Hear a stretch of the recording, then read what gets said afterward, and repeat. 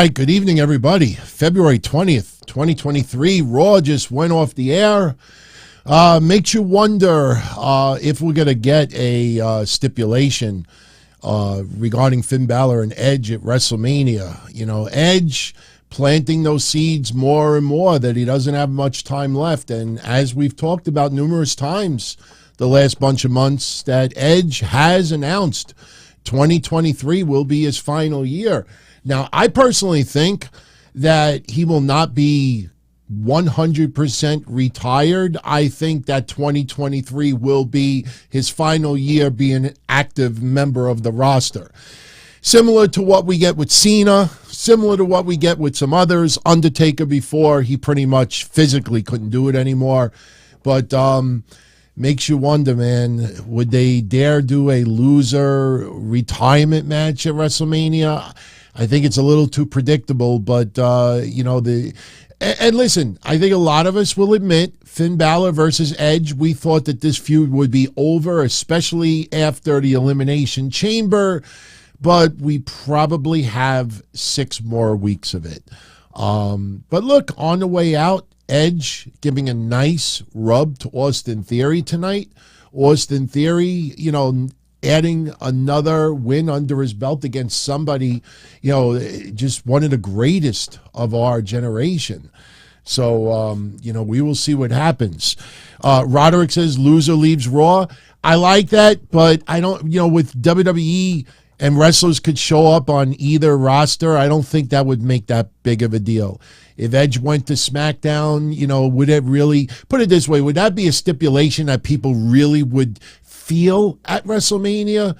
Yeah, I think people would be like, oh, then I don't care if he wins or he loses or he loses. The worst thing that happens is he's on SmackDown instead of Raw. So I don't think for WrestleMania standards, I don't think a stipulation of going from one brand to the other would cut it. Speaking of Austin Theory, mark it down on your calendars, everybody. Monday, March 6th, WWE Raw will be in Boston, Massachusetts. And John Cena is going to be on Raw. So that is 2 weeks from today. That would give you 26 days away from WrestleMania at that time.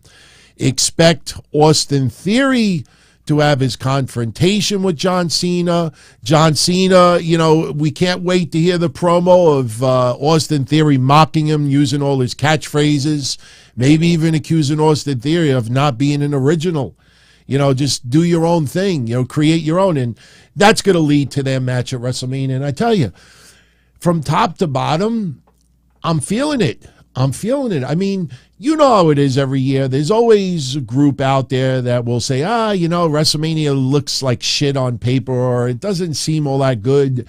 And then what ends up happening, Mania goes down and everybody's like, you know what, that was better than I thought, or it was pretty damn good. This year's WrestleMania is going to be banging. I mean, when was there a WrestleMania? It wasn't. But I will say this. I do question a match that was teased tonight. Now, I'm not going to crap on it, and I'll tell you why. We were wondering, what's going to happen with Brock Lesnar at WrestleMania if they dare go with Bray Wyatt versus Bobby Lashley, which a lot of people still feel like it isn't happening. It doesn't feel like it's happening. You would have thought, especially since Lashley came out tonight, issued a challenge to the locker room, issued a statement that no one could break out of the Hurt Lock. You would have thought, since Bray Wyatt issued that challenge to the winner, that we would have gotten a tease tonight of Bray Wyatt. Even if it was just a promo, even if the lights just went out, even if we heard the theme music, even if it was a Firefly Funhouse segment, we got nothing. Bray Wyatt did not confront Bobby Lashley tonight. But someone did confront Brock Lesnar. And my friends, if you didn't see Raw tonight, I'm going to break the news to you. Omos, through the voice of MVP, called Brock Lesnar a coward for losing the way he did at Elimination Chamber. But someone who does not stand down to Brock Lesnar is Omos. Omos issues the challenge to Brock Lesnar for WrestleMania. I'll be honest with you. This was not the match that I expected Brock Lesnar to have at WrestleMania. It almost feels like WWE may have asked Brock, look, I know you were going to take on Lashley at WrestleMania, but we got to add a little bit extra to Elimination Chamber. So how's about you do the Elimination Chamber against Bobby Lashley, and we'll give you a little bit of an easier match at WrestleMania. Remember, everyone, this is not to throw shade at Brock Lesnar. But Brock Lesnar, he punches his card, he does his job, he punches out, he goes home.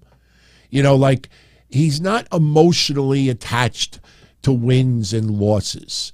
You know, plus, think of this. There was no storyline today where Adam Pearce suspended Brock Lesnar for his actions, you know, didn't take any ramifications for what happened at the Chamber.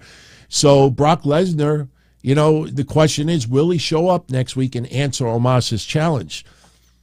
So it's not the match I think any of us wanted for Mania, but I will say this. If you go back to Saudi Arabia, Omos versus Braun Strowman was a hell of a lot better than anyone expected. And honestly, if that match between Strowman and Omos was a WrestleMania match, people would say, you know what, that actually was a lot better. Like, you don't even have to base it on Saudi Arabia standards. I think WrestleMania, that would have been an acceptable match. Acceptable. Look at the Undertaker's streak at Mania. I mean, if you really dissect it, there was some pretty caca matches that The Undertaker had. You know, the one that kind of broke my heart the most was Jimmy Snuka, because I was a huge fan of Jimmy Snuka growing up, and I still thought maybe he has some in the tank, and boy, was that a really shitty match. So Brock, he's still got years left. So this year, you know, hey, you know what? You could take it easy this year. So I don't want Omos versus Brock, but if I have to have it, all right, I'll give it a shot. The only thing is, though, is if Brock Lesnar versus Bobby Lashley only goes 5-6 minutes on average, how long is a match with Omos going to go? I mean, I don't think any of us picture that Omos is going to be able to go 5-6 minutes, even suspension of disbelief with Brock Lesnar. It feels like that the match would be really, really fast. But hey, they want Brock to go up against the big boy. Remember that with Keith Lee? Hey, big boy. By the way, you know, we don't talk, you know, AEW stuff really on Mondays. We save it for Wednesdays. But, you know, we had a feeling that Keith Lee was going to return this past week, and he did on Rampage. You know, I know he's limitless, but he was also just for menless. Like, why wouldn't you put hair dye? Why would you want to make yourself look like you're 60 years old? You know what I mean? Like, I was really baffled by the appearance. It was almost like, all right, I'll show up. Hey, you know, you got to do this. You know what? I'm tired today. I'll just show up at the arena. It was just, I don't know, I felt a little lazy. But another two behemoths that are going to be going at it. And I tell you, it is interesting because if you check social media tonight, nobody really labeled Omos and Brock Lesnar of like Battle of the Giants. But yet, when we got the tease of Otis versus Bronson Reed, everybody's like, oh, I want to see these two big boys. Wow, two behemoths going at it. And, you know, again, I'm not sure if this match is going to happen at WrestleMania. I mean, 6 weeks away is not that long. Makes us think that there is a bigger storyline going on right now. And unfortunately, that could be the split between Chad Gable and Otis. The additional seeds were planted tonight. Chad Gable had a match against Bronson Reed. Otis was at ringside, and every time Reed and Otis got close to each other, the crowd, you know, got a little buzz. Hey, they want to see these two big men, you know, go at it. And next thing you know, Maxine Dupree is at ringside. Otis gets distracted. For some reason, Otis must have lost his business card from last week because Maxine is showing him the card and he's looking at it like, you know, wow, I never seen this before. And Chad Gable gets distracted.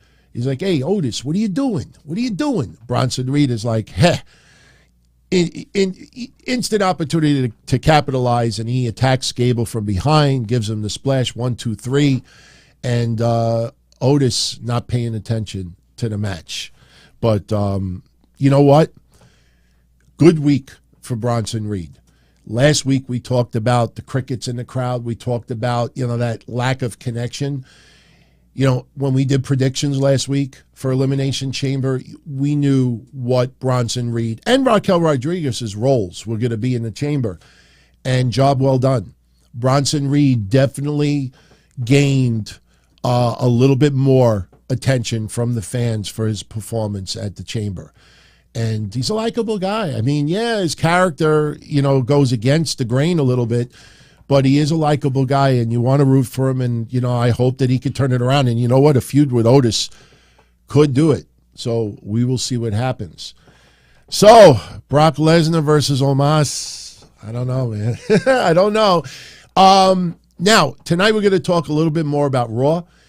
We got a bunch of ratings to get into, some interesting high and lows from last week. SmackDown and Rampage's ratings are delayed one day because it is a holiday here in the United States, President's Day. I don't know, in the background you might see a little different logo on my little digital thing, and that's to, I guess, represent President's Day. But we do have some others that we got to get into, and a lot of people were very interested to see what Dynamite's quarter hours were going to be, especially since it scored not only such a low number, but the women main evented that night, or I should say they closed out Dynamite. I think that might be a little bit unfair. Also, we are going to talk tonight about Kenny Omega and all those rumors floating around. Now, you know me, on these shows, I don't like to give legs to a rumor that is pretty much unfounded. It's someone just trying to get attention to their website or podcast. But I will say this. The buzz that WWE is interested in Kenny Omega is true. And yes, on the surface, almost all of you would agree with me when I say, why wouldn't WWE be interested? Like, why would they not be interested in him? So we are going to talk about that in a little bit. And I'll give you my honest opinion about Kenny Omega and if it would work in WWE. I'll give you a little advanced spoiler. I think back to AJ Styles. AJ Styles, when he first came in, thinking about TNA, he wasn't very good on the mic. Listen, AJ Styles obviously is one of the greatest performers of our generation as well, but it didn't feel like it was a good click. It felt like a clash, that he really wasn't a sports entertainer. And AJ Styles has shown not only how great he's become on the mic and how confident and the presence, but AJ Styles adapted to the WWE style. And listen, I don't blame people out there to praise Kenny Omega's 5-star matches if that floats your boat. But, the AJ Styles from New Japan, the AJ Styles from Impact Wrestling is not necessarily the AJ Styles we have in WWE. And you know what? That's why AJ Styles is still wrestling. So I will talk about that a little bit more later on. But let's get back to Raw. We have a tag team title match next week. And no, it's not the Usos. It is going to be Damage Control. They are going to be defending the tag team titles against a team that you probably didn't expect to face them. This is going to have WrestleMania implications. And a lot of you out there do think a 6-woman tag match could happen at WrestleMania. And I would agree with those people, and I will tell you what I think. First of all, here's what was hyped for tonight's Raw. They hyped that Bayley was going to do a special Ding Dong Hello segment with Damage Control as her special guests. We were going to have Seth Rollins take on The Miz. Not only is Seth Rollins angry at Logan Paul, but The Miz is the one who brought Logan Paul into WWE. That's the story.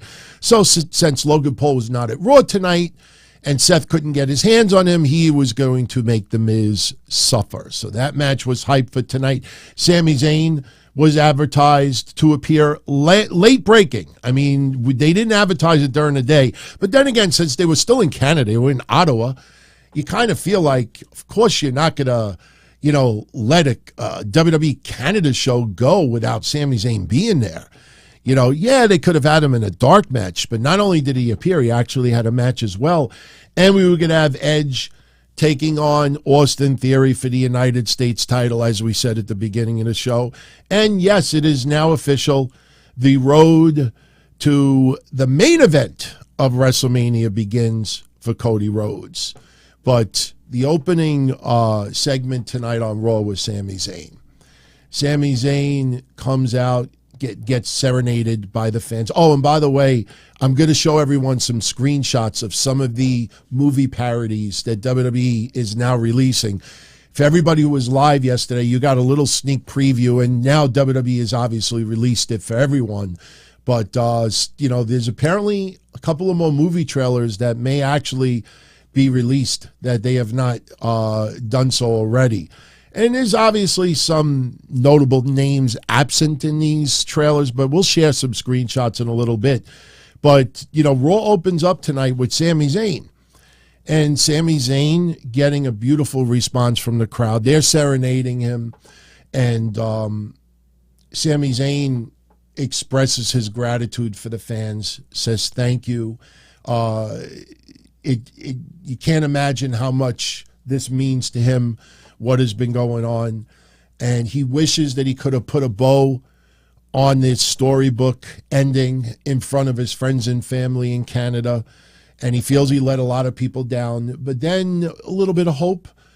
Don't think of this when you think of Cody Rhodes, because remember, Cody's finishing the story, and he will finish the story at Mania. But Sami Zayn in his promo says, he realized that in WWE, a story is never truly over. So, but the new chapter, the final chapter going into WrestleMania begins. And I thought he was going to call out Cody Rhodes. Maybe give a message to Cody Rhodes to beat the shit out of Roman. And remember, Cody, I think, little inspiration to Sami. Look, this didn't work out the way you planned. It would have been an honor to face you at WrestleMania, but, that doesn't mean that you can't pave out, a path for. So anyway, he calls out Kevin Owens. And when Kevin Owens is out there, keep in mind we are still 6 weeks away from WrestleMania. We're still 40 days away, slightly less than 6 weeks. So you got plenty of time. That's why Jey Uso didn't break Sami in our hearts at Elimination Chamber. That's why tonight, and not even this weekend, we did not have Sami Zayn and Kevin Owens hug and form that alliance again. Now, some of you that I was chatting with while I was preparing for the show tonight were a little confused about something, and I know this is going to sound kind of trivial, but you got to think about this when we talk about it. When Kevin Owens came out, Sami said thank you and said, I'm sorry. He thanked him for Saturday, but he apologized for everything that has gone on. And Kevin Owens is pissed off. Kevin Owens, he has been fighting the bloodline all by himself for months. And, Sami tells Kevin Owens that he wants to finish the bloodline. And he wants Kevin Owens to do it with him. And right then and there, some of you, and I saw it on Twitter as well, were like, wait a minute, Sami's saying he wants to finish the bloodline. I wonder how, Jey Uso feels about that. Remember, in Sami's eyes, Jey Uso is not a member of the bloodline anymore because Jey Uso said, I'm out. So when Sami talks about finishing the bloodline, he's talking about Solo Sikoa, Paul Heyman, Jimmy Uso, and obviously Roman Reigns. So when he asks Kevin Owens to join up with him, and they're in the ring, just talking back and forth, and Kevin Owens is very, very angry because Sami Zayn just stood there and watched while Kevin Owens, was basically fighting, the bloodline by himself. And basically what Kevin Owens does is Kevin Owens looks at Sami Zayn. He's like, if you want help to take down the bloodline, why don't you go ask your buddy, Jey Uso? And he drops the mic and he walks out. And Sami Zayn looks very, very guilty, dejected, disappointed. The crowd is booing Kevin Owens. We know that they're going to be joining up. See, you can't bring up the tag titles yet because Jey Uso holds one of those titles. So something has to give with Jey Uso and Sami Zayn, and that is where Kevin Owens and Sami Zayn will align, and they will go after the Usos for the tag titles. Just keep in mind, we only have 6 SmackDowns left. No, 5 SmackDowns. No, 6, yes. No, 5. Yeah, it's got to be 5. Because 5 would be... No. Why did they say 40 days? Why does that sound wrong? Why does that sound wrong? Well, no. Actually, 6. Yeah, there is 6. There is 6. So this Friday, next Friday, and as we said yesterday, after 2 weeks, that switch, that turn by Jey Uso has to happen because you need at least 2-3 weeks to not only issue the challenge to the Usos for the tag titles and make the match official. WWE is going to do a contract signing. There's going to be some beatdowns. There's going to be some, swerves. Solo Sikoa has been noticeably absent, for the last bunch of days, and that might be by design because the rumored match at Mania is Solo Sikoa versus Matt Riddle. So Matt Riddle, when he returns, he obviously has to get a little revenge on Solo Sikoa. So as of right now, everybody's disappointed at Kevin Owens for walking away and not accepting Sami Zayn's alliance offer tonight. But that'll happen. Roderick is asking, how does Jey respond to Sami's spear? Well, since Triple H uses more common sense these days with storylines, it would be stupid. It would be more Vince McMahon-like if Jey Uso says, why, you speared me at the chamber. Of course, by now, Jey Uso knows it was an accident. So Sami will say, how you doing? I'm sorry what happened, this and that, blah, blah, blah, blah, blah. But, I think Jey will start getting a little bit angry, at, Sami Zayn incensed on taking down the bloodline, especially his brother. I don't think Jey Uso cares about Roman Reigns in this storyline as much as you think, because remember what happened at the Chamber with Roman pie-facing Jey Uso and Jey Uso getting pissed off. I think Jey is going to care more about his brother. And I think that's where this split's going to... I don't think it's about Roman Reigns anymore for Jey Uso. I think it's about his brother. And I think Sami is going to go after his brother, and Jay's going to have to make a decision. Do I defend my brother, or do I defend my brother from another mother? And he obviously will align with Jimmy, and that's where this will progress.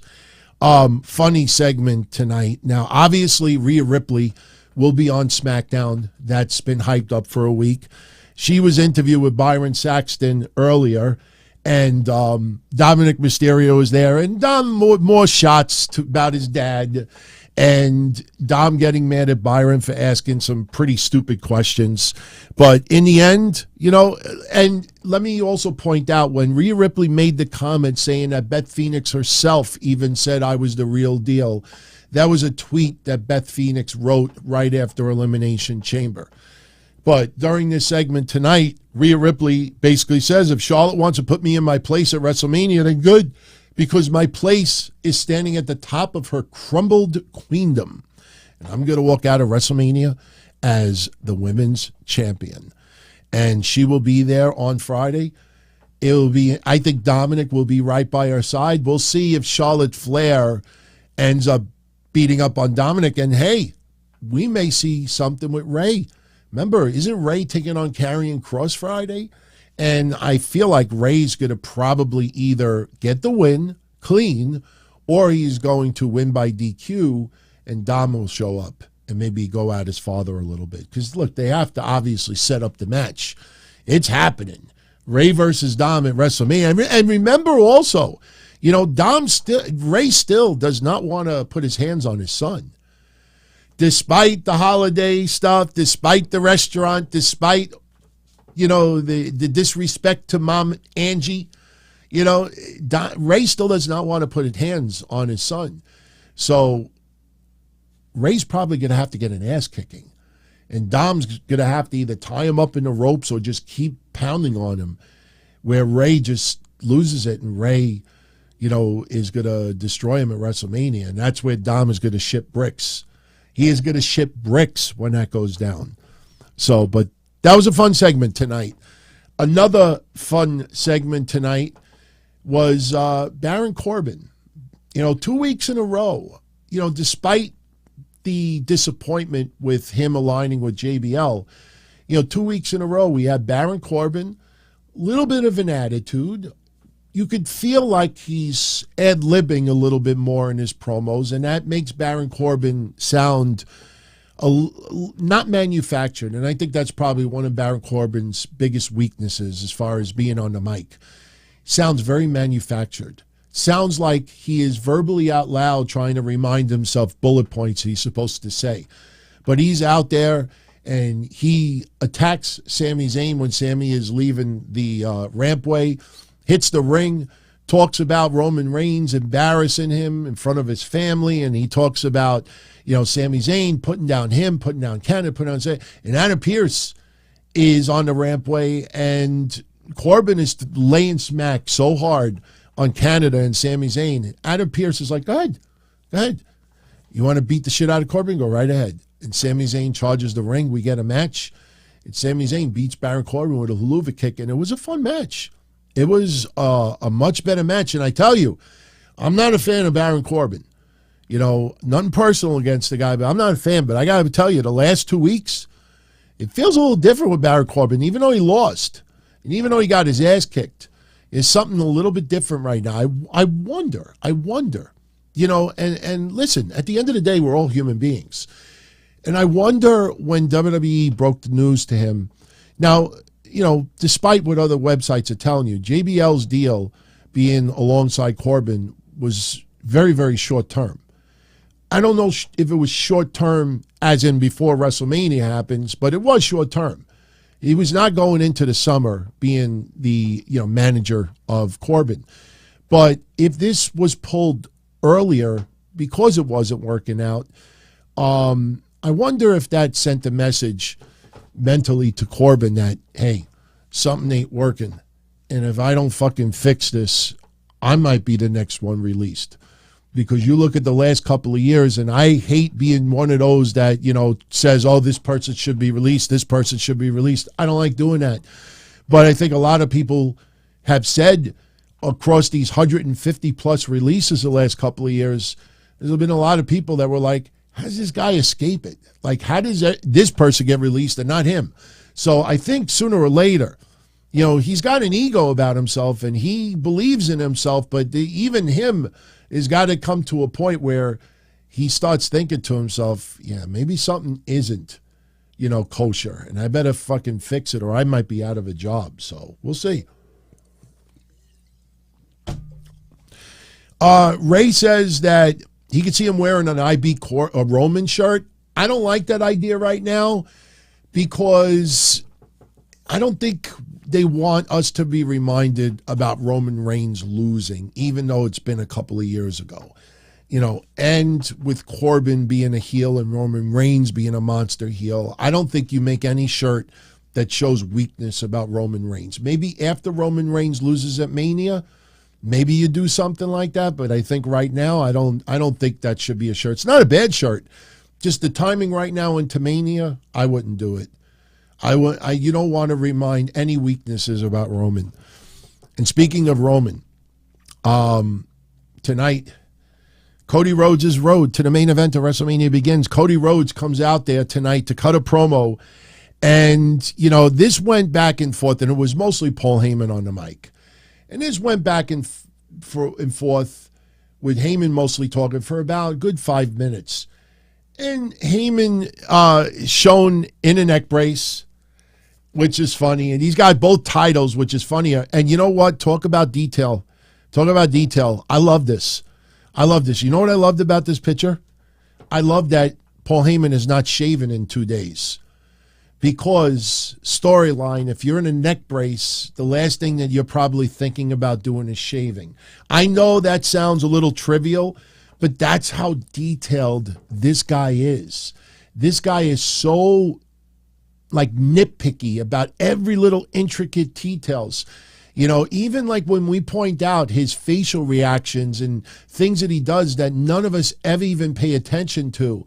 Like, there is a method to his madness. And when there's a segment, whether it's a promo or something in the ring or something in the back, he is thinking about every little detail that you would never, ever even think about.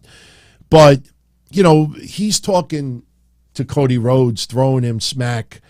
And he's basically, you know, telling him, like, you're not going to win at WrestleMania. You know, but even if you thought, even if you did, you know, you don't have Paul Heyman. You know, what was that word that Paul Heyman used? Chaodiac? Cody. Chaodiac. No, it was Chaodiac. It's, I guess was supposed to mean a maniac. I don't know if it's something Canadian, but he talked about his injury from the chamber, and that's the stunner from Kevin Owens. But, you know, he's doing the typical smack that Paul Heyman would do, that Cody Rhodes, you know, your dream is going to turn into a personal nightmare, play on words. But probably everybody will remember this segment for one thing. Towards the end of the segment, Paul Heyman says to Cody Rhodes, you know, you're probably thinking that I'm going to say, like, after WrestleMania, you know, like, Roman will, you know, console your wife and take care of this and that. And, you know, no, I would never say that.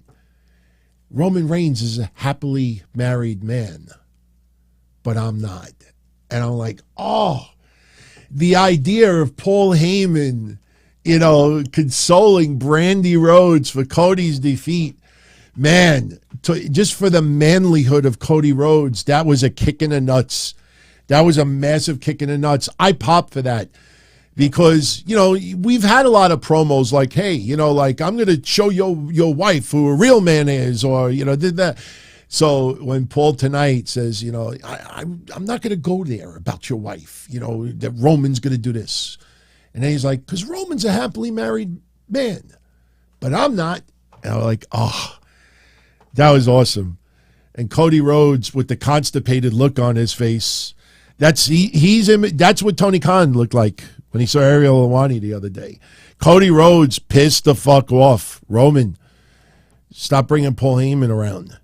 I'm going to say to you now what I'm going to say to your face when we meet up. He's taking the titles at WrestleMania. He was pissed the fuck off tonight. Pissed off. And you know what? Crowd fully behind Cody Rhodes. Didn't even need the segment. And you know what? In hindsight, it was probably a wise thing to not have Cody and Sami in the same ring together tonight. Maybe we got something afterwards, but, you know, Sami had already wrestled a match, so he wasn't going to go again. But, you know, I guess there was that unknown, since they were still in Canada, that if you do an on-air segment with Cody and Sami, you know, you might force the crowd's hand, and if they're going to take a side, they're probably going to take Sami's side. And how does that look when the crowd, you know, a good portion of it starts chanting, you deserve it for Sami, and Cody standing right there. So in hindsight, good move on WWE's part for not having them to interact on camera. Next week, I expect a little bit of interaction if Sami Zayn is on Raw. And who knows, maybe Cody Rhodes is on SmackDown Friday. Why not? You know, Cody, they could do something simple like Roman. If you're not going to show up here on Raw, then I'm going to show up on SmackDown. So they could do that as well. So, all right. Some other matches that went down tonight. Mustafa Ali over Dolph Ziggler. Only 2-minute match. Really didn't do much. I mean, it was advertised beforehand, but it really was not much of a match. We had Asuka beating Nikki Cross in a match that went a lot longer than I expected. Bianca Belair was at ringside, but she was not on commentary. And after the match is over, Bianca enters the ring. They both look at the WrestleMania sign. And for some reason, Bianca Belair is still creeped the fuck out when Asuka dribbles blue. You know, she dribbled the blue mist again tonight. And, you know, Bianca with the look on her face like, you know, like by now you would be like, you know, hey, at least I didn't get it thrown in my face, blown into my eyes. But look, the crowd tonight, strongly behind Asuka, but they were also strongly behind Bianca Belair. That crowd is going to be very, very divided at WrestleMania. And obviously all parties are aware of it. WWE's aware of it. But this is the match that needed to happen. And it is going to happen, which is a good thing. Now, I got to show you something. We didn't even talk about the women's tag titles. We got a little off track.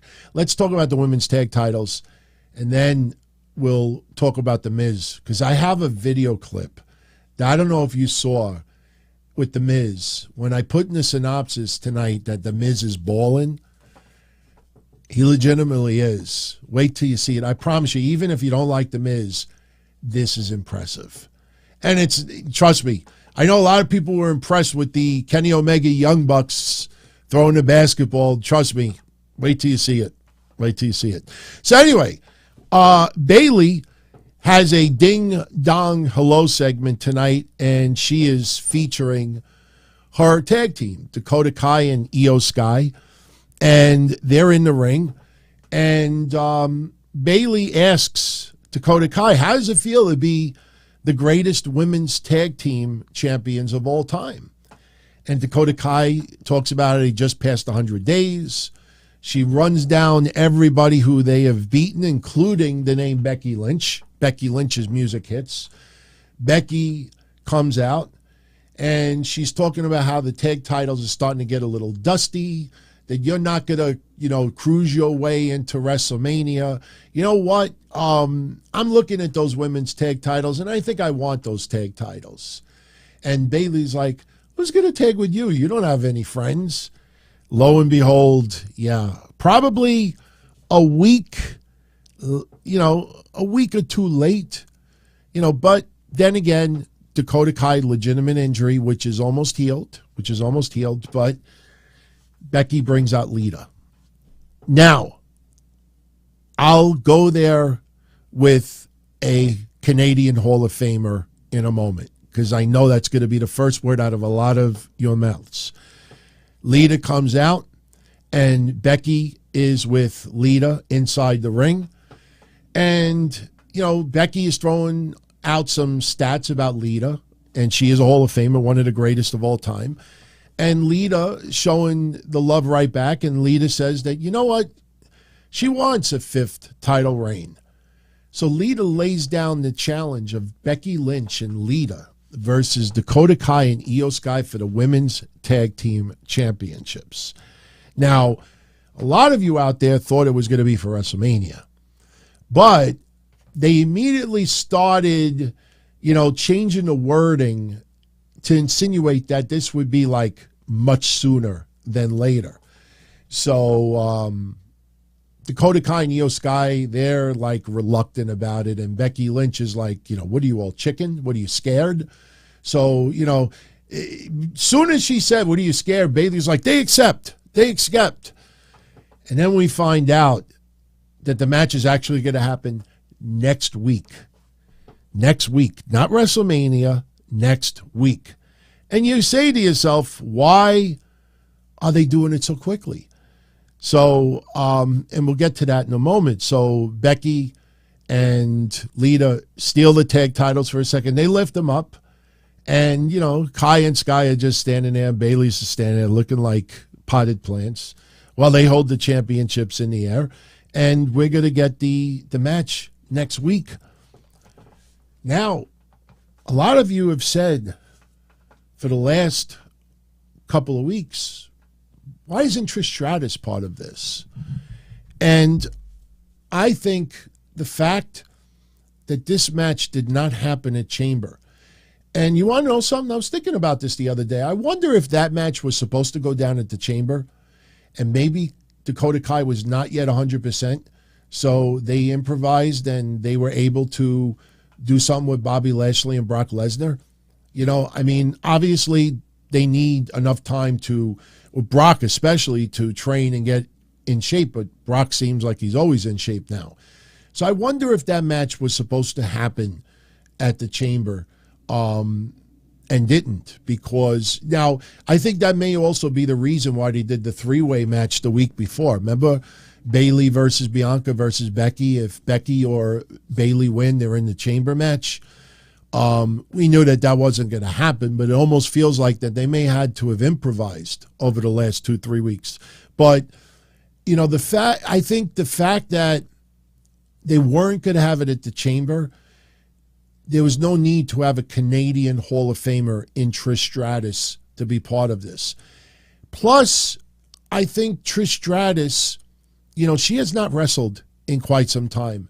And yes, Lita has not wrestled in quite some time either.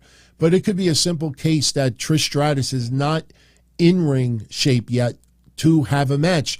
Now, please do not misconstrue what I'm saying. You look at Trish, she's gorgeous, she's in shape, she is but, you know, as far as cardio and doing something in the ring, especially, you know, a big spectacle in front of 50,000 fans. This is not an indie show with 500 fans. You could kind of like gaga it and everybody's happy.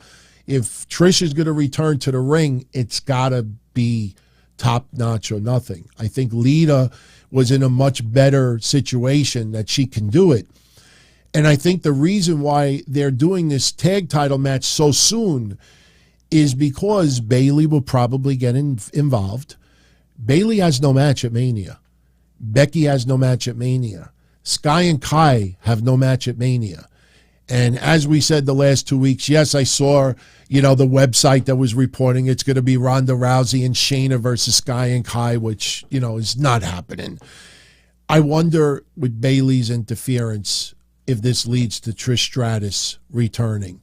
And at WrestleMania, we get a 6-woman tag team match. Bianca versus Trish versus Lita. No, excuse me, Becky versus Trish versus Lita against, let me say it again. Wake up, DT. Trish, Lita, and Becky Lynch versus Damage Control. Bayley, Dakota Kai, Io Sky. 6-woman tag. I can see that at Mania. You put a couple of Hall of Famers, a couple of legends, you know, 6 weeks away, gives plenty of time to train. And listen, I know on the surface, some of you may not like that match. Let me tell you something. Even though Becky and Bayley have been on the main roster for a long time now, and Sky and Kai have been around a little bit, you know, not as long, you know, especially on the main roster, but to have an opportunity to be involved with 2 of your role models, 2 of your heroes, 2 Hall of Famers. You know, think back to Austin versus Kevin Owens a year ago. You know, the idea that Becky Lynch gets the team up with Trish and Lita, you know, any of us, in anything that we do, if we had the opportunity, you know, for one night to, you know, be involved with someone or 2 people that we always looked up to, or always, you know, that is a dream. That is a fantasy come true for everybody involved in that match. It's an honor. So believe me, Bayley, Sky, Kai, and Becky Lynch, you know, being told that they're going to be involved in a match that also involves Lita and Trish Stratus, no championships on the line, I don't think any of them would complain. I don't think any of us should complain either. But I think that is the reason. I think, you know, the last time around, Lita came to the aid of Becky, who was in the cage match with Bayley. This time around, you would have 3-on-2, technically, because Bayley will be outside the ring. So now someone else has to come in to help neutralize Bayley, and it'll probably be Trish Stratus. I think that's the way they're going to go with this. So that's why I think this is going down, because a lot of you out there said, why not just do the tag title match at WrestleMania? First of all, I think it's too predictable. I don't see Lita. Listen, remember when Lita had her last match? Remember? And we all said, most of us said, like, wow, this sucks. She could still go. And, it feels like she got the Saudi Arabia payday and that was it. And on social media, she's like, I hope, there's more. And there wasn't. After Saudi Arabia, it was back home. We don't need you for anything else. And that kind of sucked because, none of us, and Lita and Trish are not getting any younger. So each month that goes by, that's the clock ticking. So, I'm fine with that match at Mania if it's a 6-woman tag. All right. As we said earlier, Bronson Reed over Chad Gable. Elias comes out, and he wants to know who wants to walk with Elias at WrestleMania. Bobby Lashley shows up. And first thing I'm thinking is, no, we're not getting Bobby Lashley. First of all, I don't want to see Bray Wyatt versus Bobby Lashley at Mania. I certainly don't want to see Elias versus Bobby Lashley at Mania. But Bobby comes out not to answer Elias's challenge, but basically just beat the shit out of him. Lays him out, gets on the mic, and says no one could break out of the Hurt Lock. He is pissed off for what happened at the Chamber, and he's sending a message to everybody in the locker room, no one will disrespect him. So we'll see where this goes.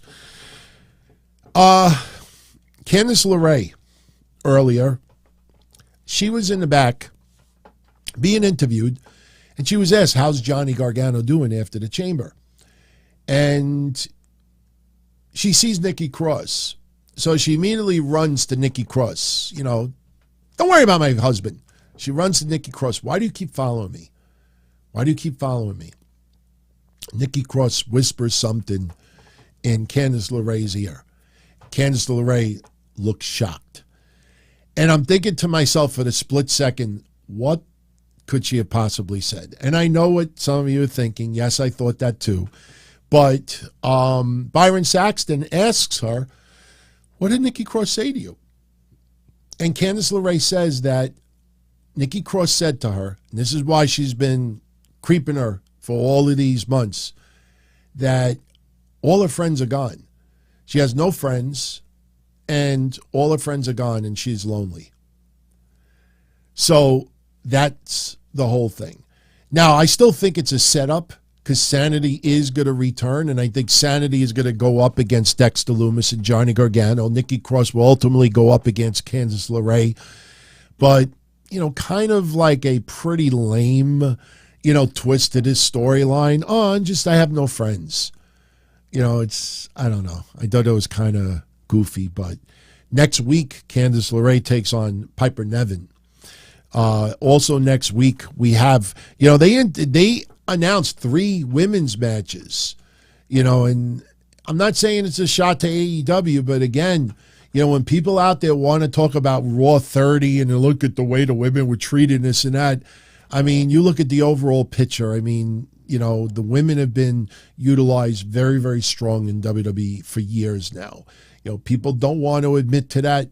It's never going to be 50-50, and it shouldn't be 50-50. In any form of entertainment, you got to know who your audience is. You don't do it because it's the right thing to do or because it should be done this way. No. You have a product that is targeted for mostly women. You're not going to turn around and force the issue and try to put things on there that tries to attract more men. Because you know what will happen? A lot of those women will be like, I'm out of here. And then if the men don't come, you have a less rating than you did before. That's where demos come into play. But next week, we're going to have Candice LeRae against Piper Niven. We're going to have Carmella taking on Asuka, and Lita and Becky Lynch versus Damage Control. Plus, will Brock Lesnar show up and accept Omos's challenge? And next week, Miz TV goes Hollywood. Miz TV, the Hollywood edition. Now, there's something that happened tonight. Maurice gave Miz an envelope, not allowed to open it until next week on TV. Everyone is speculating what will that be. Now, I thought for a twist, Maybe it's something like divorce papers or something like that. But then I'm like, nah, it's got to be related to WrestleMania. It's got to be like an honorary something or some type of an award or something, you know, and then someone obviously is going to ruin it for Miz. I don't see, you know, her, I don't see this as a negative, especially when you got Miz and Mrs. And, you know, they actually work great together as a cohesive unit. So I don't see this being anything where Marty screws Miz in any way. But remember I said earlier, I got a little video clip for all of you. Over the weekend, we had the NBA celebrity basketball game. I think it was sponsored by Ruffles, and The Miz was in the game. Now, honestly, I've watched this replay a few times, and I don't know why this wasn't counted. I'm going to play it for you twice so you can see it closely and you tell me if it should have counted or not. But I will give you a little teaser first. This was the reaction to The Miz after this incident went down. All right, just look at them going nuts for The Miz. That's Fat Joe, by the way. And they're hugging The Miz. Did Miz shoot the game-winning bucket? No. His shot didn't count. But check out The Miz. Okay? The Miz is wearing blue. The Miz is at half court. My friends, this is actually The Miz. When everybody this week was like, oh my God, if Kenny Omega goes to WWE, they're going to make The Miz kick out of the one-winged angel. Now they're comparing basketball between Kenny Omega and The Miz. Look at what The Miz did this weekend. Watch this. Watch this. All right, throw it. Here's The Miz. Watch.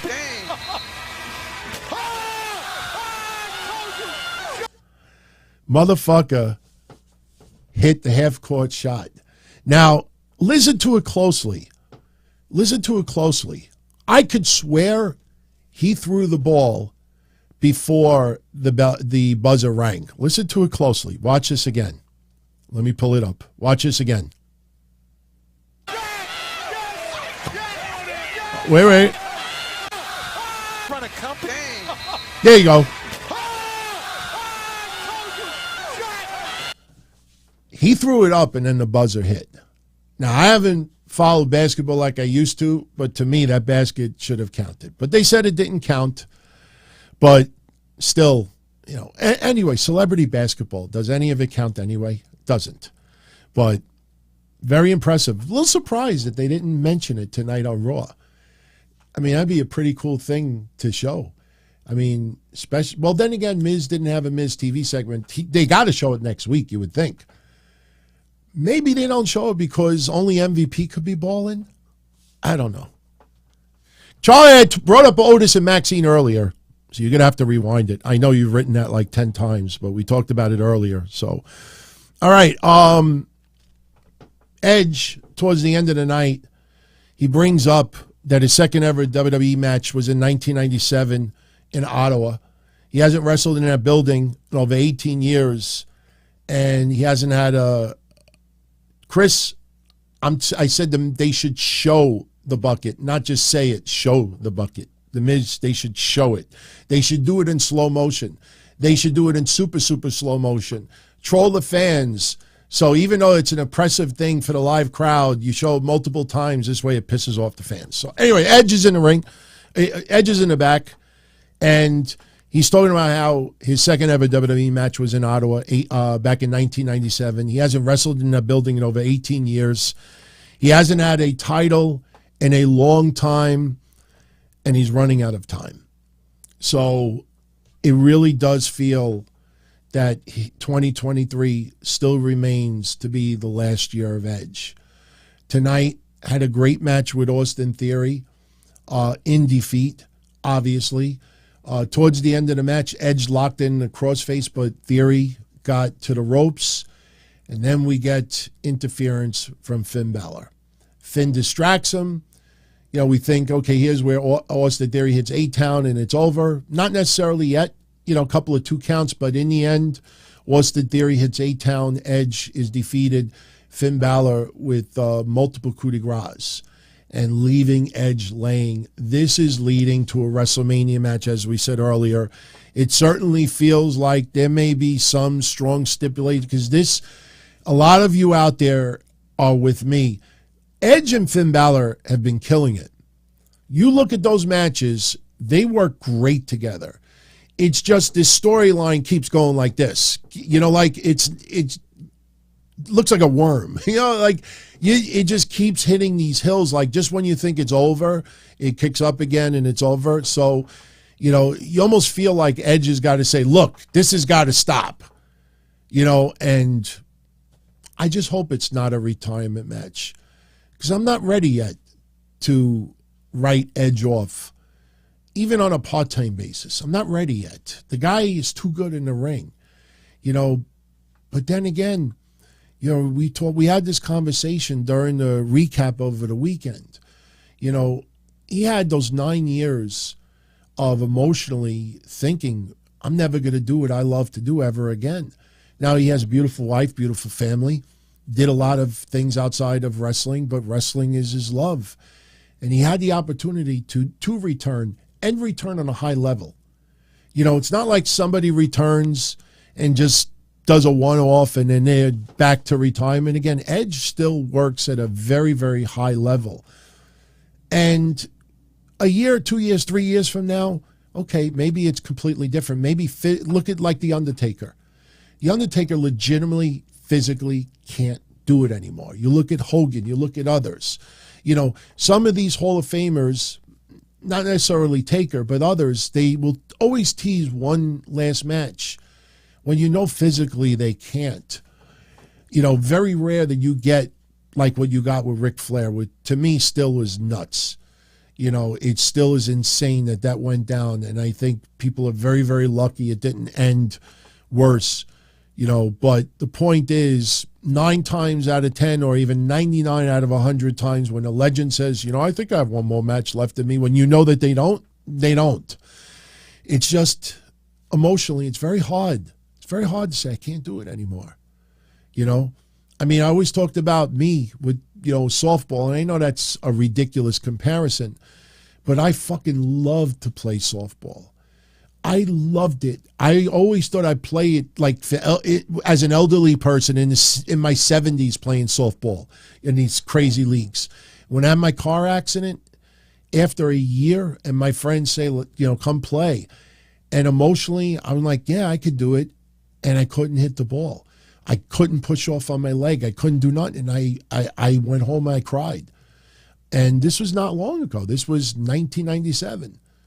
I cried. Because I was like, I can't believe that I can't just hit the ball, or the times I hit it, it would just go down into the ground. It's not fun to beloved something and then come to the realization you can't do it anymore. So you say to yourself, why is Edge gonna pull back when he could still, and then he may want to do it again and it's too late, But hey, he got his fill. Let's see what happens with Mania. But remember, in 2 weeks, we got Austin Theory probably confronting John Cena to lead to their Mania match. And on paper, the WrestleMania Saturday and Sunday. Because WWE likes to use WrestleMania Saturday, WrestleMania Sunday. They don't like to use night 1, night 2. So WrestleMania Saturday and Sunday look really, really solid. So now, if you haven't checked them out, WWE does have several of their movie trailers online. Yes, Miz, and here's another reason. You got Miz and Mrs. doing Top Gun. Miz and Maurice doing Top Gun. That is one of the movie parodies that they did. A lot of you out there were asking me, like, what movie is this from with Rhea Ripley? It's a movie called 11. No, Stranger Things is the name. Isn't that a show, not a movie? I don't know, but I've seen clips of it. But that is her playing 11 in Stranger Things. Then the obvious, you got Montez Ford and Bianca Belair doing the rendition of Titanic.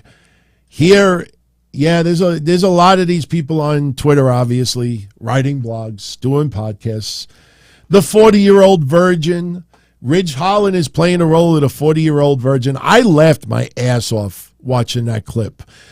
Obviously, Becky Lynch playing Batman, and you had Seth Rollins playing the Joker. But you know me, I'm a little biased, everyone. My favorite, the Bloodline doing Goodfellas. Will I make you laugh? Do I amuse you? Because you can just picture Paul Heyman. Let's Miz and Maurice, we like you, but you can picture Paul Heyman. Oh, I can't wait to see that one. But yeah, and you know what? I was looking at the original Goodfellas movie when they were in the restaurant, Ray Liotta and Joe Pesci and everything, and they did a really good rendition of it. They actually, I mean, you know, obviously they couldn't use like labels on the bottles. They don't want to pay any sponsors. You know, they don't want to pay any royalties. The lamps are a little bit different, but it's beautiful. I mean, every single one of them is impressive. They did a really good job with these. I mean, there's nothing like the originals, obviously. And I'm very curious what you think about the movie selection, because for a majority of them, they really went back in time. I think we're a little surprised that they didn't use more of the movies of, maybe the last 10 years. They really didn't go that route. But I thought they were all great, and I'm looking forward to seeing them all. So, all right. Main event matches from tonight. I know I got them. Main event matches were Cedric Alexander over Akira Tozawa, Michin and Candice LeRae over Dana Brooke and Tamina. Those were your matches earlier today. Now, this week in wrestling history. All right, here is a couple of photo previews of it. And let me tell you something. I wrote this on Twitter, and I meant it 100%. You know, it's 52 weeks in a year. And the first season I did of these, I did 52 of them. And I could honestly say week 8, because we're in the 8th week of 2023, this was one of the most fun weeks in wrestling history ever to cover. I mean, these are just a couple of the photos of what is covered in this one, but it really was a memorable week in history. Let me pull it. Oh, yeah, here's the other one. There you go. Yeah, Ring of Honor officially began. Shane McMahon returns. And there is some doozies. If you want to get an idea of the synopsis, you could pause this and you could take a look at it.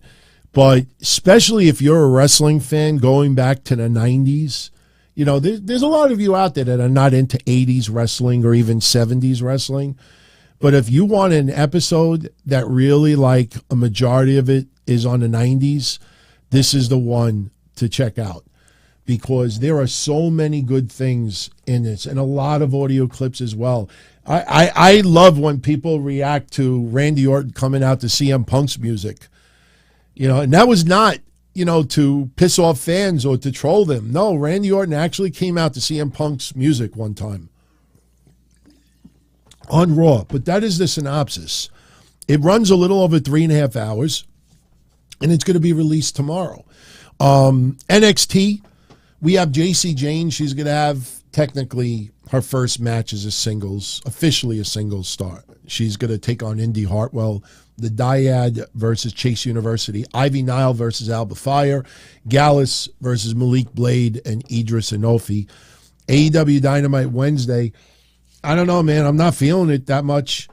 The Acclaimed versus Big Bill and Lee Moriarty. I mean, I think we all agree Lee Moriarty will be the one pinned there.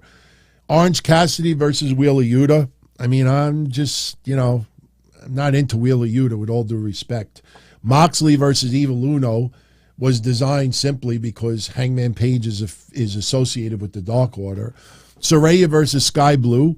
Then you have the tag team battle royale to determine one of the spots in a match of Revolution for the tag titles. And you look at the lineup, with the exception of the Lucha Bros, none of the teams there I'm really interested in.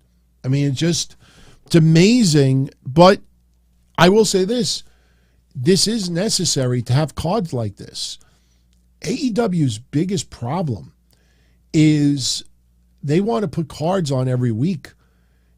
Not necessarily pay-per-view, but stronger than your typical week's worth of wrestling.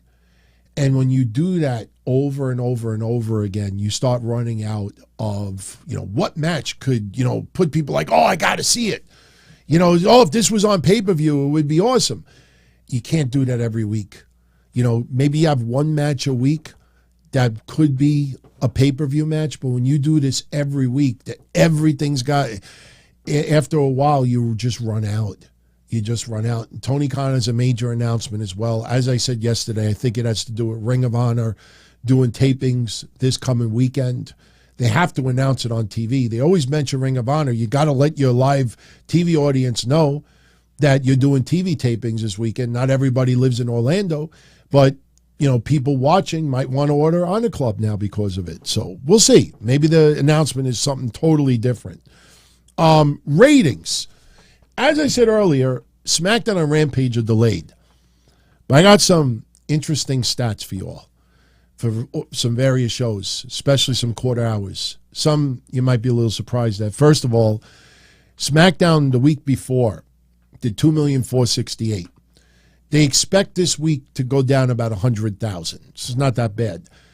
The highest quarter hour for the week before's SmackDown was, check this out, the Usos versus Strowman and Ricochet for the tag titles. That's when Jey Uso made his return.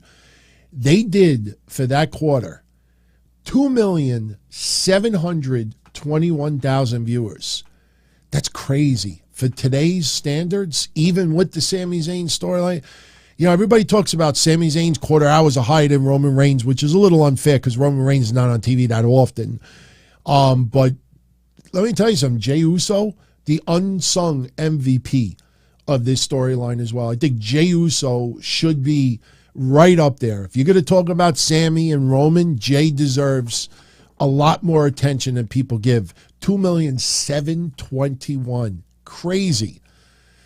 The low quarter from that show, the Charlotte Flair promo and the main event of Madcap Moss versus Rey Mysterio versus Karrion Kross versus Santos Escobar. That rating was 2,277,000.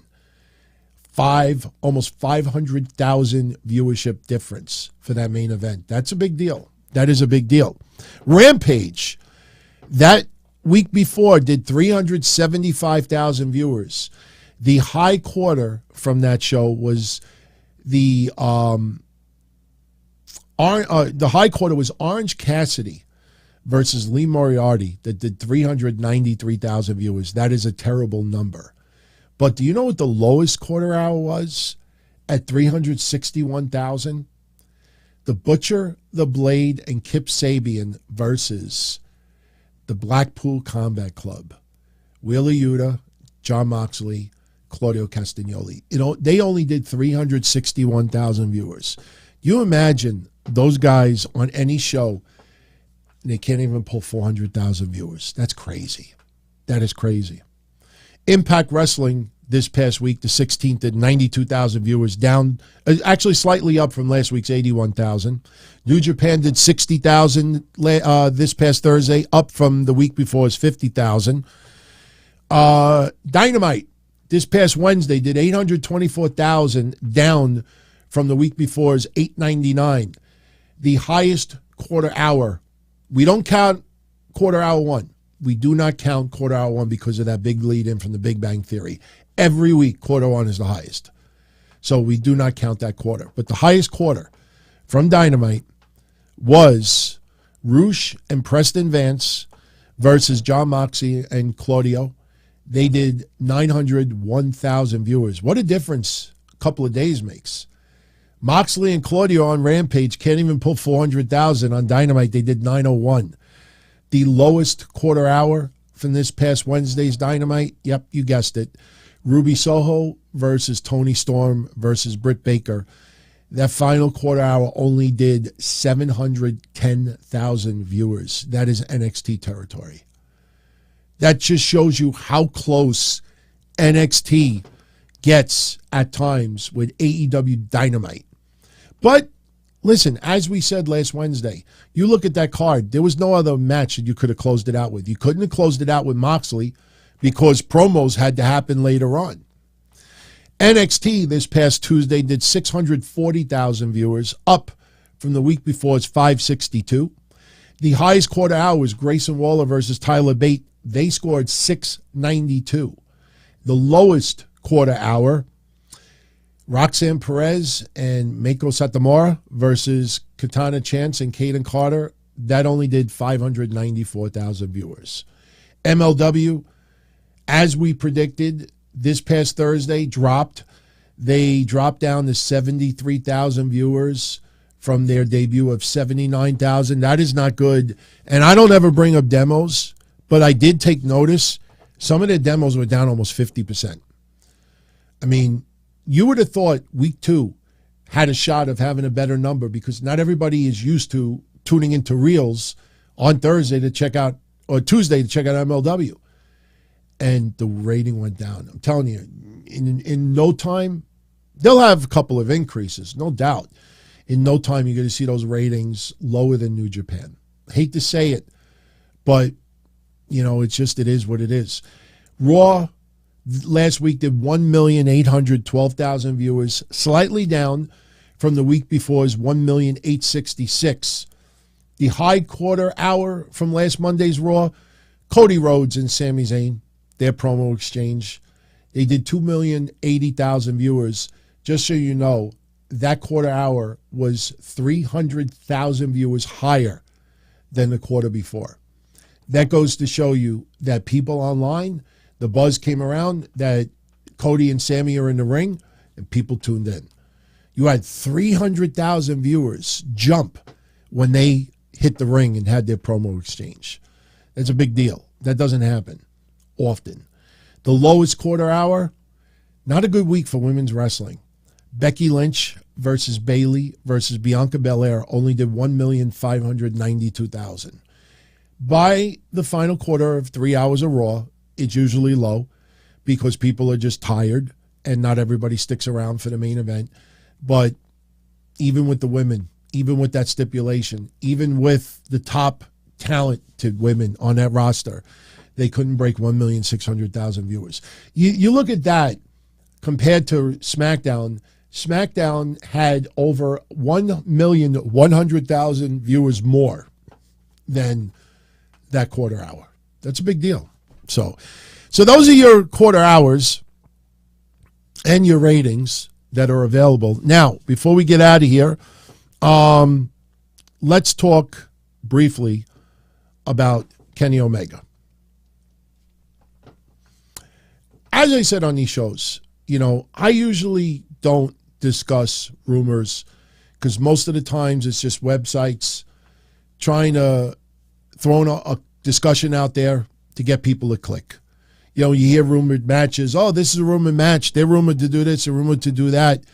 And, you know, most of the time it ends up leading to nowhere. This, though, has some legs to it.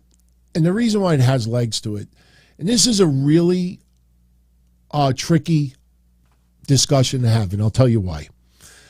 I'm sure you have heard tons of other people give their opinions on Kenny Omega, if it would be a good fit to go to WWE. And I'm telling you right now, yes, I think Kenny Omega going to WWE would be a great fit, and I'll tell you why in a moment.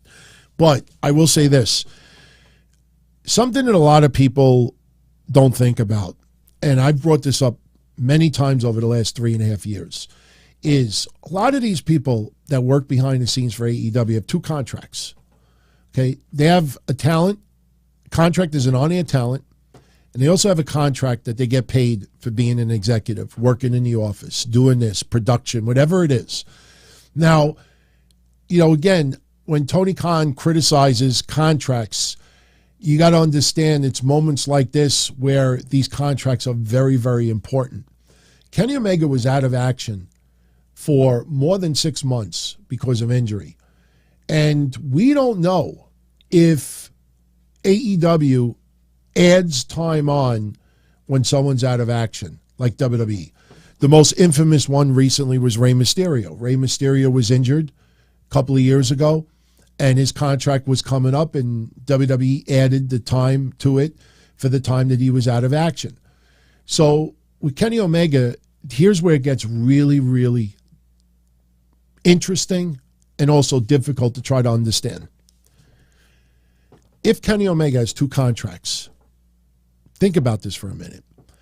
Kenny Omega signs a deal with AEW numerous years ago. And he signs a deal to not only wrestle, but also be an EVP. Okay?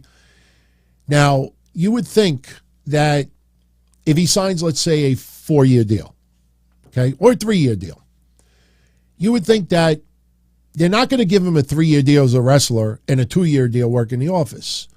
Or they're not going to give you a 3-year deal working in the office and only a 2-year deal as a wrestler.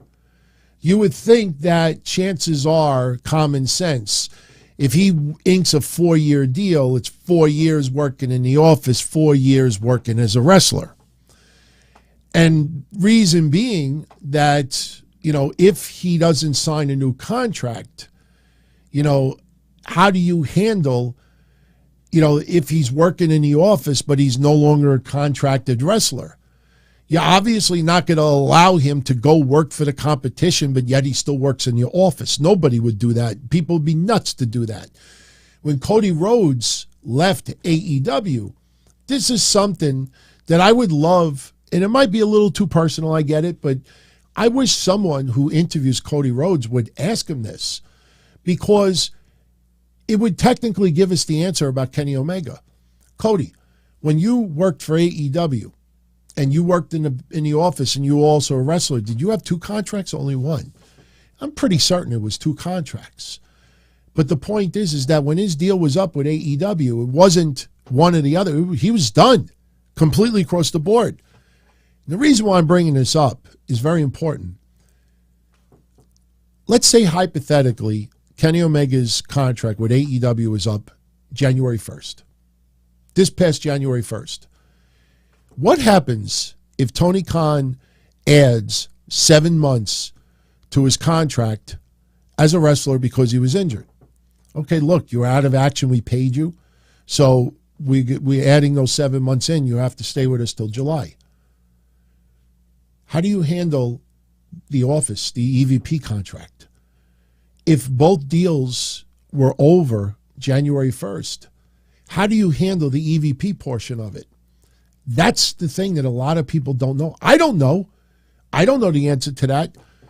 For all we know right now, Kenny Omega might just be contracted wrestler. I hope that maybe they worked out a deal, like if he's going to stay till July, for example, that they gave him 7 more months of pay as an EVP. But then again, what he got paid 4 years ago when he signed his deal, Kenny Omega's worth is probably a lot more. Listen, we all were excited for AEW in 2019. We all hoped that AEW would succeed. Did we ever, in our wildest dreams, think that AEW would be as big as it is right now? I don't think so. I don't think AEW, I thought it was going to follow the steps more of NWA TNA. Nice momentum, but, taking baby steps. So if I'm Kenny Omega, I'm demanding more money now than I did 4 years ago. So right now we don't know what the contract situation is with Kenny Omega as far as an EVP goes. But I will say this.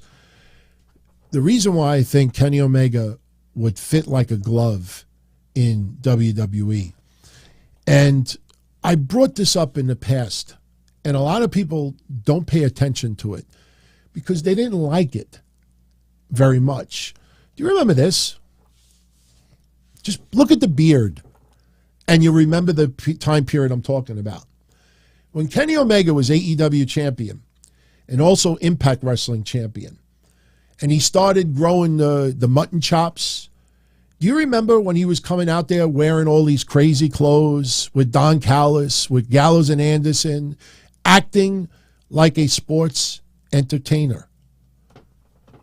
He was full-blown sports entertainer for about 7 months.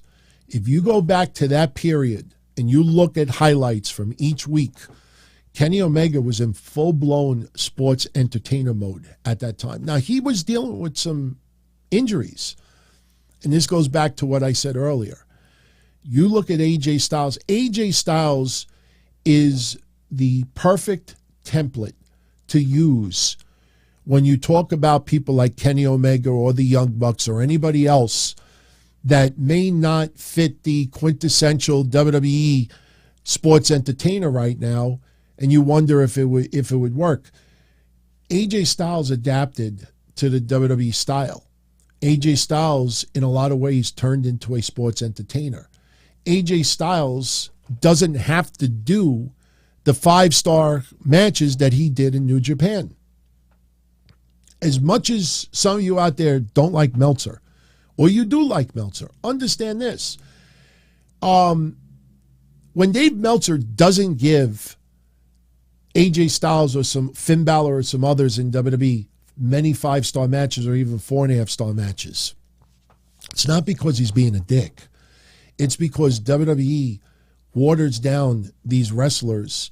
They could still hit a move. They could still do this. They could still do that. But they don't have the type of matches that you see in New Japan, that you see sometimes in an AEW pay-per-view.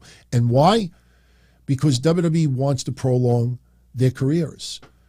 If AJ Styles still worked the style that he did, no pun intended, in Japan, or if he went to AEW and put on the type of matches that you see with the Lucha Bros and the Elite and all this others, AJ Styles by now good possibility would be retired. You just physically can't keep that up. And Kenny Omega, I think he recently said, if I have one more serious injury like this, I'm done. So Kenny Omega, he's got to be, 37 years old? So Kenny Omega, if he goes to WWE, first of all, there are so many wrestlers that he could go at. He could immediately feud with Balor. He could feud with Styles. He could realign himself with the Good Brothers. If you want him to go in there and immediately call out a champion, he could go at it with Cody Rhodes. My God, we just brought up 4 people, and yes, there's ties to the Bullet Club. Is anybody complaining if we have Cody Rhodes and Finn Balor go at it a little bit? Seth Rollins. There are so many wrestlers on the WWE roster that could keep Kenny Omega busy for 2 years. Seriously, for 2 years. And look at Seth Rollins. Seth Rollins is a full-blown sports entertainer. And the motherfucker has some of the best matches that WWE has to offer. Being a sports entertainer is not a bad thing. It became a bad, dirty word because of the Vince McMahon association with it. The cartoonish characters, the goofy storyline, shaving Elias's beard and saying it's his brother. Doing some really, really moronic things. Yes, putting the goofy mask on, carrying cross, turning Keith Lee into a bear cat. Sports entertainer became a dirty word. But being a sports entertainer, especially when you're in the latter years of your career, that's going to save him. Kenny Omega could still work on an extremely high level. So the rumors that WWE is interested because his time is coming to an end, his current AEW contract is coming to a close, AEW would be nuts not to want to bring him in. And at the end of the day, this is a business. That was the mistake that Dixie Carter had. Oh, thank you, Psycho. Kenny Omega's 39, so he's even older than 37. That's the mistake that Dixie Carter made. Dixie Carter thought that some wrestlers would stay because of the loyalty, because of the way she treated them, because of their disdain for WWE. And I think probably the AJ Styles remarks towards Dixie probably broke her heart more than anybody else. And AJ Styles wasn't trying to be cold. AJ Styles wasn't trying to be nasty. Dixie Carter, as much as we used to criticize her, you feel bad because she actually thought that some wrestlers would, just out of, the opportunity and, the relationship they had, that they would stick around a little bit longer or maybe, do a short-term contract.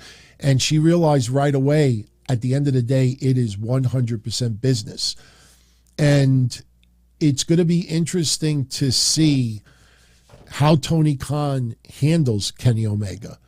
He's not the only one. Now the Young Bucks, and I could show you examples of it. The Young Bucks are having fun on social media right now because they've been tweeting and deleting a few times. They've tweeted and deleted. And what they did was, I'm trying to find a little video clip I wanted to show you all. Hopefully I could find it and pull it up. If not, it may have to wait until Saturday. It's about the $9 billion offer that WWE is insisting on. So we may have to wait. Let me see. I'm checking a couple of more things. Yeah, we'll probably just have to wait until Saturday. That'll be a fun conversation anyway. But, yeah, we'll wait till Saturday for that one. But, with Tony Khan's a billionaire. I know this is going to sound ridiculous, but when you have that much money, you could see something on eBay, a retro game. Oh, I haven't seen that in years. I got to have it. It's the only one out there. It's worth $1,000. Why wouldn't you pay $10,000 or get into a bidding war if you got to have it? You're a billionaire, even if you insanely overpay for something. A car. There's a retro car, classic muscle car, 67 Camaro, 69 Camaro, 63 Vet. And the book value is $100,000 and you paid $250 because the color is your favorite color and you got to have it and there's no one else around like it. When you have that kind of money, you could fucking spend it as careless as you want. So when it comes time for Kenny Omega's deal to be done and the Young Bucks, and you see how important they are behind the scenes. See, that's what a lot of people don't understand. When you talk about like Ring of Honor TV and touring, you have to have a production crew. You have to have a whole bunch of employees. You're not just going to have dedicated AEW people like, yeah, I'll do it. I'll do it. You got to pay people. There's a lot of behind the scenes work that's involved. And Kenny Omega and the Young Bucks, how do you replace them behind the scenes? Has AEW ever recovered with Cody Rhodes being gone? You may think, it's business as usual. You don't understand all of the PR work that Cody Rhodes did outside of AEW. All of the outside, agreements and negotiations and even dealing with advertisers and dealing with, companies. You need someone with the suit and tie to do that. And Cody Rhodes, in a lot of cases, was that person. You see how professional he is. He was the one to go out there and negotiate. Who have they replaced him with? We don't hear anything. So now if you imagine if Kenny Omega leaves, who do you replace him with? Moxley? Jericho? Maybe. I don't know how he is as a business suit and tie person. You need people like that. And, Tony Khan is in a situation where if Kenny Omega says, look, WWE gave me a crazy offer, Tony Khan could turn around and say, look, I'll give you $10 million. Just stay, please. I need you here. I'll give you $15 million. It's none of our business. It's his money. And as crazy as that sounds, I'll give you $10 million. That's bullshit money for Tony Khan. So these guys, listen, Kenny Omega would be a great fit in WWE. The quality of matches would be top-notch. Should Don Callis come with him?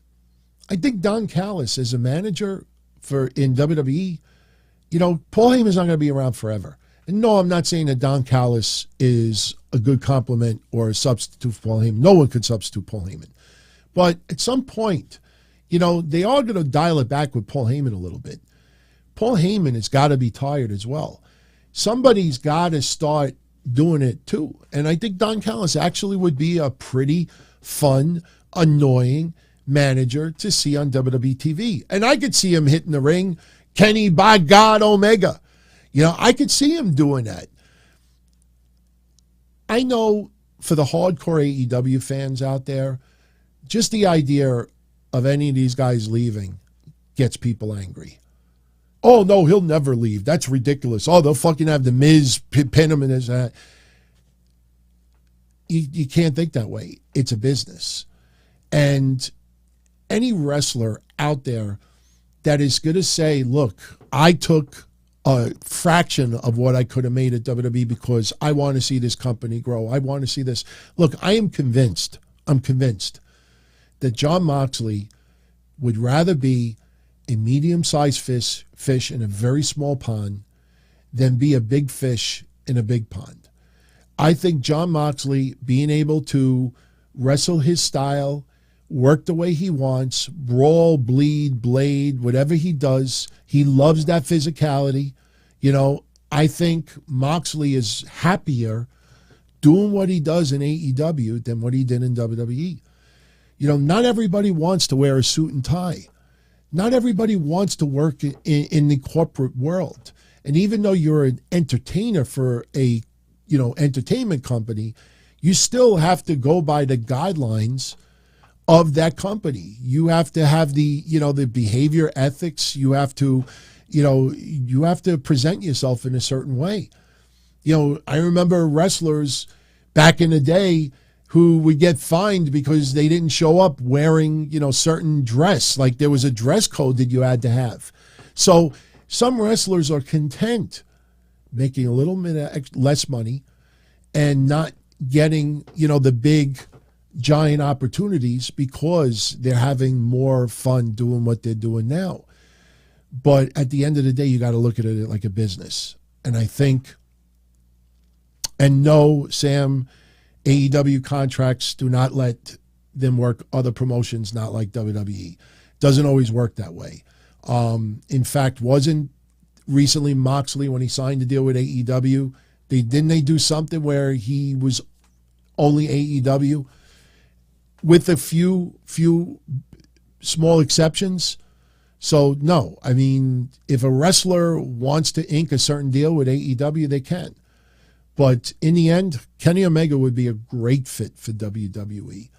And AJ Styles, to me, is the perfect example as to why it could work. My God, Finn Balor right now, in all the years that Finn Balor has been in WWE and NXT, the Finn Balor we have right now is my favorite, you know, rendition of or variation of. The version we have of Finn Balor right now, I'm enjoying the most. And I like the Demon. I mean, the way he would come out, it was spectacle. It was just, you know, watching a performance. It was performance art. But as far as the character, this Finn Balor right now isn't stumbling off of the top rope in a match with Roman Reigns, fumbling and bumbling. So, you know, you could see that wrestlers that you may think could not adapt to the WWE style would fit in like a glove. I think the Young Bucks, my God, you just throw them against the Usos, there's your first feud. Throw them with the New Day, there's another feud. You know, and you just go on and on and on. So, you know, let's see what happens. Kenny Omega going to WWE isn't going to happen anytime soon. But I will leave you one final comment before I go. Take note that in the past, Tony Khan made comments about Nick Khan and Stephanie and others, you know, or just a general phrase like WWE, stop trying to contact our wrestlers. Stop trying to do that. If you notice, this past week, everybody and their grandmother was talking about WWE interested in Kenny Omega. Now, I think WWE has been interested in Kenny Omega for 5 years. It would be nuts for them not to be. You would ask yourself, why wouldn't they be interested in him? You know what I mean? So WWE interested is common sense. But now with his contract, current deal coming to a close, and everybody and their mother talking about this, it's pretty interesting how Tony Khan is not coming out there and saying, you know, like, you know, people in WWE stop, you know, trying to, you know, or accusing him of some type of tampering. You know, it's, you don't hear a peep. Plus, you don't hear Kenny Omega saying anything either. So I think he's just loving the buzz around him because at the end of the day, Kenny Omega is concerned about Kenny Omega. And a lot of people have predicted that Kenny Omega would be the next person out from AEW. We'll see what happens. But I think he would be a great fit in WWE. How much he would make, I have no idea. But with WWE up for sale, obviously the new owner would definitely take note of any investments that they make. And yes, Kenny Omega would be a 7-digit investment. But when you're talking about a company that is worth about $9 billion, we'll have some fun with it Saturday. I'm sorry I don't have the video clip here. I could pull it up in a couple of seconds, but, I will say this. It was funny the last week of all these places not understanding why Vince or WWE is demanding $9 billion. And what I saw, like a whole bunch of places saying is like, oh, well, their stock, they're only worth $6.5 billion. They didn't take into account the video library, the assets, the other promotions that they own. So it's not just adding up the stock price and saying, oh, they're worth $6.5 billion. They have so much additional. That's where the extra money is coming from. So we'll have that discussion on Saturday. But, when we discuss it, you'll understand why, hey, if, WWE wants $10 billion, they have every right to. It's not out of the question. It's the high end of, their value. But look, you see the amount of assets that they own and you could reproduce and, just repurpose it. It's not just the stock value. You don't just add up the shares and say, oh, this is what the company is worth. WWE's worth billions more than what the stock price is. I'm a little surprised that people don't understand that, but apparently they don't. So, all right, everyone, I'm going to jet out of here. I want to thank you for joining me tonight. Fun conversation, as always. For my Patreon family, patreon.com/Don Tony. Tomorrow is off the cuff. So everyone will be able to be a part of that. I'll have the thread up early in the morning, so if you want to be a part of that. I will be a Wednesday after AEW.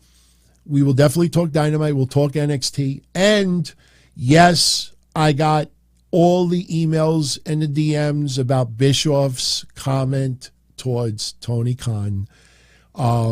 Let's just say he used the term petulant child. That is the phrase I've been using for the last year. And like minds, thinking alike, that's a good thing. But, yeah, we will definitely talk about Bischoff's remarks. I definitely expect Tony Khan to reply to those.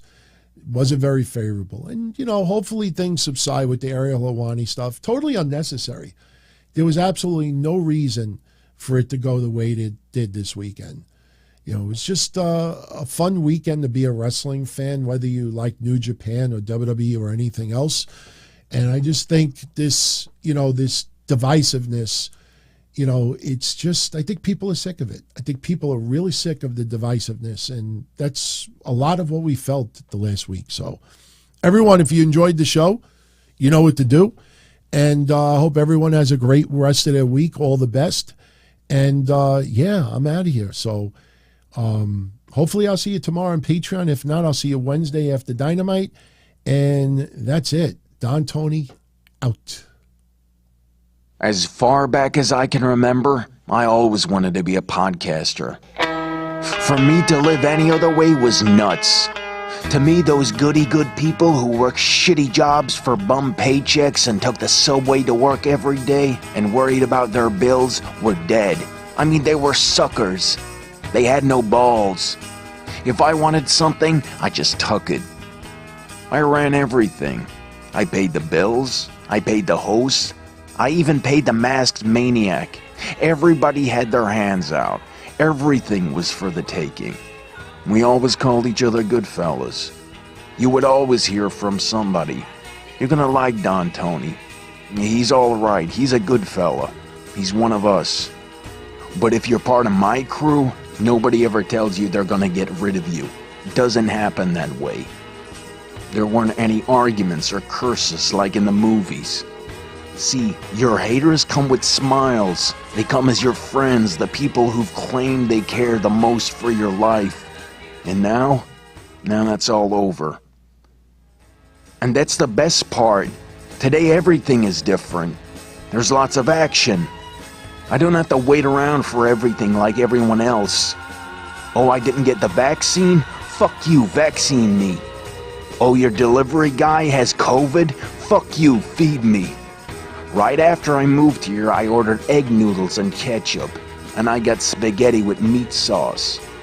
I'm no longer an average nobody, while they get to live the rest of their lives like a bunch of schnooks.